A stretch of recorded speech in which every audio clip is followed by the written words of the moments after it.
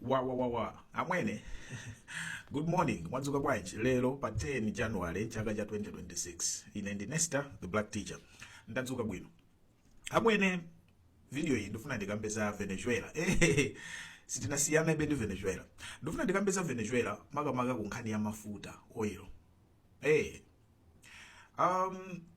usiku wathawu Donald Trump anayitanisa akuluakulu amakampani opanga za mafuta ku America kukakambirana nawo ndi kukatsikimizira kuti boma lake likufuna liapange support kuti makampani amenewa abwerere ku Venezuela. Ndikuti abwerere ku Venezuela. Chifukwa chani ndikugwiritsa ntchito dzina loti abwerere. Ndifuna mudziweko izi zokhuzana ndi Venezuela ndi mafuta ku Venezuela. Venezuela ili ndi mafuta ambiri pansi pa nthaka lake kuposa dziko lina lililonse pa dziko lapansi pano. Okay? Venezuela ndi number 1, it has number 1 oil reserves pansi pa nthaka lake. Venezuela ili pafupi ndi America, tonse taona. Pa Caribbean kuchoka ku America kudusa Caribbean mufika pa Venezuela ku South America mukamayamba South America. Komanso china choti mudziwe ndichonena kuti mafuta amene wawa aku Venezuela awa makampani amene anayamba kuwapeza mafuta amene wawa anali ma American companies. Kumayambiriro ma 1920 menemo ma Americans kuli oil boom ku America. Ku America kuja amapanga produce oil ambiri. Ndiye kunali makampani aku America amene amapama kwaja ku America kuja. Ndiye amapita abe akumasakasaka oil mu region yawo yonse ija ndipo anafika ku Venezuela ndikupeza kuti ku Venezuela so kuli oil ambiri. Ndiye anagwirizana ndi maboma a Venezuela nthawi imeneyo makampani aja ndikubwera ndikudzamanga ma infrastructure. Chifukwa chimene chitu tichivese there is a reason imene Venezuela ili ndi oil wambiri pansi pa nthaka pake mpaka pano koma is not the number 1 producer wa oil. Chifukwa producing that oil and supplying that oil sizachibwana. So ma American companies anabwera mene muja ndikubweresa infrastructure ija kumanga zina zonse kubweresa zitsime zonse kumanga. Ndiye Venezuela nthawi imeneyo boma la nthawi imeneyo linalolera mangani lembani anthu ntchito oil industry payokha yekulemba anthu ntchito economy fine mukagulisa oil uja ma profit anu ife muzitigayirako 15%. Anagwirizana choncho wapeze amanga timuzigayira 15%. Anagwirizana choncho. Kenaka ma company anja ali happy aliyese akuphapo ndalama ali akulembedwa ntchito akugwira ntchito oil uja kulisa makampani aja kupanga ma profit. Zinthu zinayamba kusintha ku Venezuela kuja. By ma 1960 Venezuela inali na ugulu la mayiko oyambirira kupanga OPEC. OPEC, oil producing countries, oil exporting countries, producing and exporting countries kagulu limene lili Venezuela inali na ugulu panga imeneji. Ndi adapanga zimene zija Venezuela ija inasintha nanga siyo ikupanga produce ikupanga export. Ndi ananena kuti yayi share yathu sakale 15% ya ma profit ya. Nafeso tufuna titukule dziko lathu, nafeso tufuna timange dziko lathu. Taona ndi anzathu ku Saudi Arabia akupanga oil ndalama zawo akupanga kumene. Nafeso tufuna sote tani tipange zomwezo.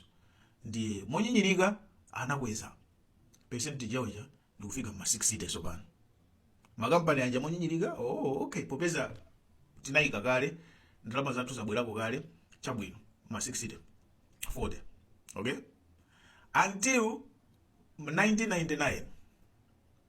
Okay? Chifukwa chonena kuti economy ya Venezuela imadalira oil uja kwambiri. Ndiye kutsika kwa mitengo kwa oil pa dziko panopa ndiye kuti kumachepesa ndalama imene Venezuela uja imalandira. Komanso makampani aja adayamba kupereka 60%. Aboma akatenga ndalama zimene zija malo motukulira dziko malo momangira dziko zimalowa ma corruption kwambiri amaja ma politicians zimene zimachitikira ku Africa chimozimozi. Ndiye by 1999 kunali ma crisis ambiri zipatala magetsi chani anthu anayamba ndalama za oil zonsezi zikupita kuti. Ndiye kunabwera revolution chisankho ndikubwera ma socialist leaders. Ma socialist leader oyamba ndikukhala Hugo Chavez uja ndakufotokozerani kale. Ndiye Hugo Chavez ajano by analowa 1999 anayamba kusintha anthu sopano. Kuyamba kunena kuti yayi ma foreign companies wa atuluke nginizi atenge state owned companies zikhale state owned. By 2006 ma foreign companies aja naikira ma restrictions ambiri including kutulutsa ndalama kutani kuti iwo ajawo doing business ikhale zovuta mpaka ma company nanga sima company sikuti iwo ndi acharity amafuna zipanga ma profit awo anayamba nooneka kuti sisi kuyendapo. So these companies pulled out, they were anatuluka kumene kucha munena kuti anasiyako katundu wawo ma assets awo ambiri ma billion, they were forced out. Dziko la Venezuela linatenga zino sezija ma assets awo aja ndikukhala m'manja mwawo. Makampani amene wawa amene amakumana ndi Trump zulo ali ndi ngongole zazoti anatengera dziko la Venezuela kupita nalo ku court ndikugamula kuti Venezuela yapange compensate makampani amene wa mabilioni. Mpaka lero makampani amene sanalandire kanthu, ena 12 billion, ena 6, 7, 8 billion sanalandire kanthu. Okay, ndi chifukwa chake Trump tsopano akuwanyengerera kuti abwererenso. Komano is it easy kubwereranso limene no defusi? Why ndikunena kuti is it easy? Chifukwa chonena kuti infrastructure yomwe anasiya kale lija awawa adatenga kuzipanga zinthu zinationalize kukhala m'manja mwa boma, analephera kupanga maintain infrastructure ya oil yomwe ili ku Venezuela padakali pano sikuti ndi yachibwana, ndi zinthu zoti zokutha zakalekale outdated, sanapange renew ma technology anyowani kufikira panopa. And oil amene amapezeka ku Venezuela so oil wamba amakhala ngati molasses, mwaziwa molasses ziphala ngati peanut butter za black. Oil amene ujayo simungadzipope izo zija nkumayenda zokha m'mapipe ngati mene amapangira maiko ena oil wake amakhala wa madzi nditu, akapeza zitsime zija amapopa kumatuluka ngati njiko madzi. So it's easy to pump oil amene ujayo nkumayenda m'mapipe.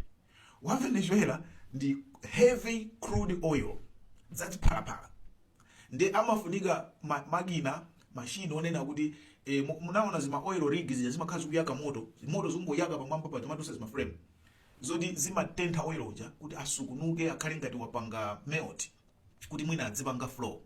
Ngati mufuna infrastructure yoti ayende m'mapipe ndiye kuti mukhale ndi mumange zimaujene zima rigs anyowani zonsezi. It's not easy. Makampani awawa kuti abwererenso akuyenera apange invest mu infrastructure ngati imeneyi. And akapanga invest infrastructure ngati imeneyi zitenga mwina zaka kuti azayambe kupanga ndalama, kuti azayambe kutenga. Now the question is, zimene zinachitika kalekale zija sizingazachitikenso? Makampani wayika ndalama zawo. A Trump siku limene nthawi imene kulibeko boma linasintha ku Venezuela kuja kubwera boma lina ndikubweranso ndi zomwe zija zoti inu ma America mwatimangira za nyowani basi tuluka. Sizingachitikenso kukhala ma guarantees anje kwa makampani aja. Nkhani ilipo ndi imeneyo monena kuti makampani wakunyinyirika, Trump akuchita kuapanga beg kuti pitani, because they know kuti akafika kumene kuja kupanga assessment infrastructure ndi yakalekale. Okay, chinanso chimene chimawawa ma Americans ndi yonena kuti nthawi imene yomwe ma American companies aja amapita kukapanga explore oil ku Venezuela, that time anamanga nangasi oil wa ku Venezuela ngosiyana ndi wa ku America, ndi anamanga ma refineries specifically opanga process heavy crude. And osewa anamanga ku mbali ya ku America yomwe imachedwa Gulf of Mexico. Jamaa ikubukira Gulf of Mexico anaisintha kuti Gulf of America. Cost imene ijayo kuli ma refineries bafupi 6 akuluakulu. Osewa anamangidwa kuti azipanga process oil wa crude ngati wa ku America, ngati wa ku Venezuela. Koma Venezuela itamenya mmimba anthu aja anasiya, ndiye kuti ma investment ose aja it was a waste. Kuli zima refineries zoti zina zinangotsekedwa, zina zimapanga rani koma below capacity. Okay, yes, there is an incentive now kuti ayambe kutenga zima heavy crude za Venezuela zima tankala zonse zija zimene agwira so pano ma tankala 6 atha kutenga zima heavy crude zonse zija nkupita nazo kumene kuja akadzipanga process chifukwa ali nawo makina amene wawo. And the capacity mumvese china ma American companies akupanga explore ali ku Venezuela amapanga anafika the highest production ya oil, right? Amati barrels per day, BPD, right? Panopa ukatengera nthawi yomwe kunali ma American companies ndi panopa akupanga produce Venezuela imapanga produce 1/3 ya capacity imeneyo, just 1/3. Ndiye kuti afike abwerereso nthawi yomwe ma Americans ajanalipo akuyenera amangeso akonzeso infrastructure. And mavuto a Venezuela si ma oil okawo, ali ndi mavuto a magetsi. the power grid. Magetsi awo amakhala ma blackout padakali pa. So ayeneranso akonzenso power grid. Aliso ndi mavuto amadzi, infrastructure ya madzi. Chifukwa ma oil companies ajamafunanso madzi ochuluka. So says zofuna zoti mupangidwe invest ndalama. Anyway, in short, what I'm trying to say is, my American companies wakabwera so kuti akangopeza zimijigo yonkumangokolola ya. Akuyenera ayikeko ndalama. And padakali pano akunyinyirika. And chimene akunyinyirikira, it's history. Zimene zinachirikira mu history. Ena adakali ndi ngongole. Za Venezuela sinabwezerebe ndalama zawo zimene anasiya kumene kuja. And they were written off properties out. What can prevent this from happening again in the future? That's the question. If you didn't know, now you know. Stay blessed. Wake up, rise and shine. It's next time the Black Teacher.